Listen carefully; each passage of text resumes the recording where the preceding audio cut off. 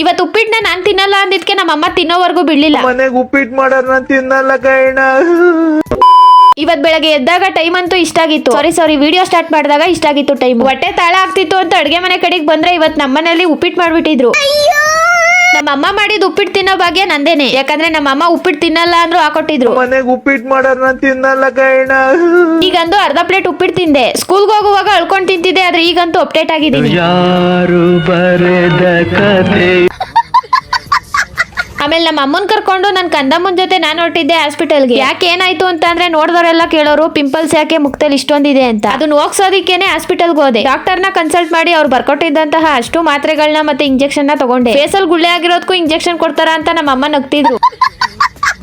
ನನಗೆ ಜ್ವರ ಬಂದೇನೆ 5-6 ವರ್ಷದ ಮೇಲಾಯ್ತು. ಅವತ್ತು ತಗೊಂಡಿದ್ದ ಇಂಜೆಕ್ಷನ್ ಇವತ್ತವರೆಗೂ ತಗೊಂಡಿರ್ಲಿಲ್ಲ. ಆದ್ರೆ ಇವತ್ತು 2 ಇಂಜೆಕ್ಷನ್ ತಗೊಂಡು ಹಾಸ್ಪಿಟಲ್ ನ ತಿರುಗಿ ನೋಡ್ದಲ್ಲೇ ಮನೆ ಕಡೆಗೆ ಬಂದ್ಬಿಟ್ಟು. ಇಲ್ಲಿ ನೋಡಿದ್ರೆ ನಮ್ ಟಾಮಣ್ಣನ್ ಗರ್ಲ್ ಫ್ರೆಂಡ್ ಬಂದ್ಬಿಟ್ಟಿದ್ಲು. ಈ ಬೆಕ್ಕು ನನ್ನ ನೋಡಿದ್ದೆ ತಡ.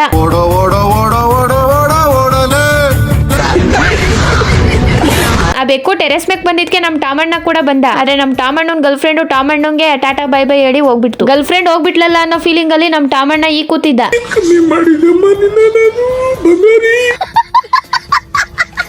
ನಿನ್ ಕಾಲ್ ಮುಗಿತೀನಿ ಚಿನ್ನು, ಬಂದ್ಬಿಡು. ಇವತ್ತಿನ ಕತೆ ಇಷ್ಟೇ. ಸಿಗುವ ಮತ್ತೆ ಟಾಟಾ ಬೈ ಬೈ.